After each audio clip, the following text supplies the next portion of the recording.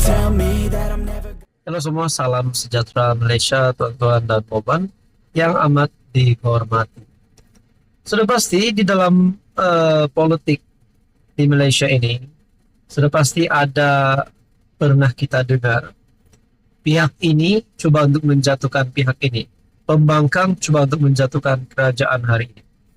Saudara-saudara, ini mungkin salah satu contoh daripada kepimpinan Perikatan Nasional ataupun PAS yang cuba untuk memalukan Zahid Hamidi, yaitu Timbalan Perdana Menteri dan juga Presiden UMNO.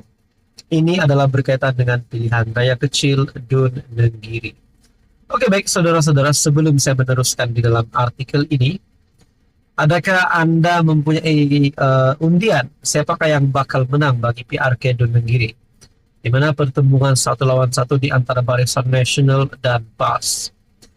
Menurut satu artikel daripada Harapan Daily bertarikh 2 Ogos, persoal tawaran Barisan Nasional di Nenggiri, Sanusi lupa PAS 34 tahun takbir Kelantan.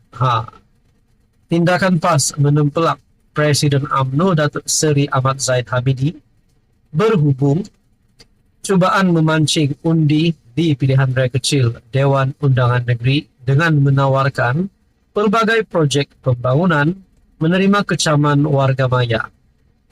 Ketua Pengarah Pilihan Raya PN, Datuk Seri Muhammad Sanusi berkata, kerusi tersebut sememangnya diterajui pemimpin BN sejak beberapa penggal, namun Dun berkenaan seolah dipinggirkan. Sebelum ini, ketika di bawah Wakil Rakyat BN, kenapa tak buat masa Wakil Rakyat BN perintah? Baru kalah sekali dan terus datang tawar macam-macam. Masa 7-8 penggal, wakili penduduk situ kenapa tak buat menurut Sanusi. Kita lihat apa jadi kepada Sanusi. Bagaimanapun, kenyataan daripada Muhammad Sanusi itu ditepis seorang pempengaruh TikTok, yaitu Muhammad Muhaimin. Saya pun pening dengan Sanusi ini. Dia persoal tawaran yang dibuat oleh Datuk Seri Ahmad Zahid jika BN menang Dun Nenggiri. Adakah Sanusi sudah lupa PAS yang memerintah 34 tahun di Kelantan? Sepatutnya kerajaan PAS Kelantan kena membuat pembangunan di Dun Nenggiri, seperti selesaikan masalah jalan raya, air, dan apa jua masalah rakyat di Dun tersebut. Mungkin kita boleh katakan ini cobaan Sanusi untuk memalukan Zahid, memalukan kerajaan ataupun wakil daripada BN. Tapi lihat apa yang berlaku. BN hanya sebagai parti pembangkang di Kelantan sejak 1990. Segala duit dipegang kerajaan PAS Kelantan.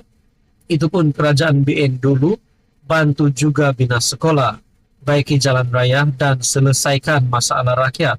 Di manakah tanggung jawab kerajaan PAS Kelantan?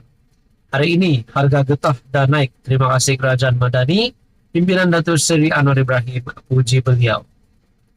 Lelaki berkenaan turut mengimbas kembali peruntukan berjumlah RM1,1 bilion yang diberikan Kerajaan Perpaduan kepada Kelantan, sekaligus menyifatkan Anwar Ibrahim dan Ahmad Zahid tidak pernah meminggirkan negeri tersebut. Kita ucap terima kasih Kerajaan Perpaduan tidak pernah pinggirkan Kelantan sejak menang PRU15. Wow, ini satu pendedahan yang amat hebat dan satu kredit untuk Anwar Ibrahim dan juga Zahid Hamidi sebagai Perdana Menteri dan juga Timbalan Perdana Menteri. Jadi saudara-saudara, adakah ini satu sebab untuk penyokong di Nenggiri untuk mengundi calon daripada Barisan Nasional? Jadi saudara-saudara, berkaitan dengan isu ini, apa komen Anda? Sekian saja, teruskan bersama di dalam channel ini. Halo semua, salam sejahtera Malaysia. Selamat datang ke channel Fels Lifestyle.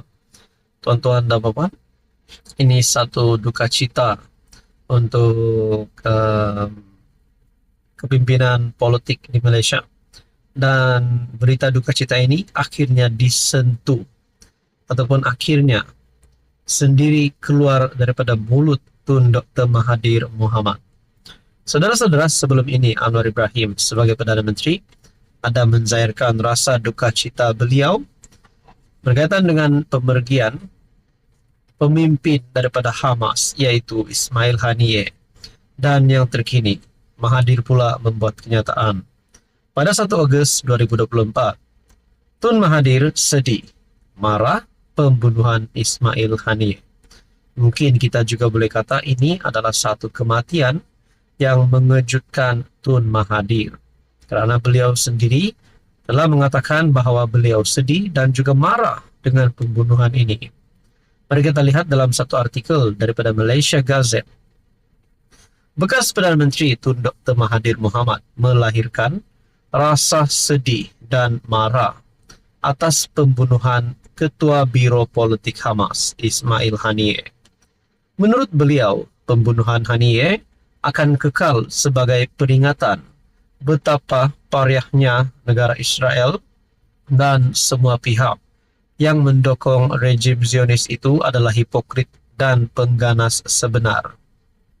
Jelasnya, pembunuhan extrajudicial Israel ke atas pejuang kebebasan Palestin menunjukkan betapa sombong, kejam dan kejinya rejim Zionis itu. Saya berasa sangat bangga dan bertuah kerana mengenali Ismail Haniyeh selama ini. Perjuangan tanpa mengenal penat lelah dalam mendapatkan kebebasan Palestin yang ditunjukkan oleh Ismail Haniyeh adalah sesuatu yang seharusnya diteladani oleh para pejuang kebebasan. Palestin dan seluruh dunia telah kehilangan seorang pemimpin yang hebat dan seorang pejuang kebebasan, katanya dalam ucapan takziah yang disiarkan di laman sosial Facebook. Menurut Dr. Mahathir, media barat dan sesetengah pemimpinnya berterusan mengutuk Hamas dan Haniyeh sebagai pengganas ketika Benjamin Netanyahu, Angkatan Pertahanan Israel IDF, dan pendatang haram Yahudi telah melakukan penindasan terhadap rakyat Palestin sejak sekian lama. Ujar beliau, sikap hiprokrasi jijik Barat dan sekutu mereka itu adalah sangat memualkan. Saya sangat marah kerana dunia Barat yang sepatutnya boleh melakukan perubahan memilih untuk berdiam diri, boleh malah berpihak kepada Israel dalam tindakan keganasan dan genosid yang dilakukan rejim Zionis itu terhadap rakyat Palestin. Bagaimanapun, ujar Dr. Mahathir, beliau masih berkeyakinan meskipun Israel mungkin telah membunuh Ismail Haniyeh, namun perjuangan pemimpin Hamas berkenaan tidak akan mati dan rakyat Palestin akan memastikan kematiannya tidak menjadi sia-sia. Tambah beliau, rejim Zionis mungkin telah membunuh Ismail Haniyeh, tetapi bukan idea dan apa yang diperjuangkan beliau. Kepada keluarga Ismail Haniyeh, terimalah ucapan takziah saya yang sedalam-dalamnya atas kehilangan seorang lelaki yang luar biasa. Kepada Hamas dan rakyat Palestin, Anda telah kehilangan seorang pemimpin yang hebat, seorang yang berani dan berpegang kepada keyakinan. Itulah menurut Tun Mahathir. Anda boleh lihat pada artikel Malaysia Gazette.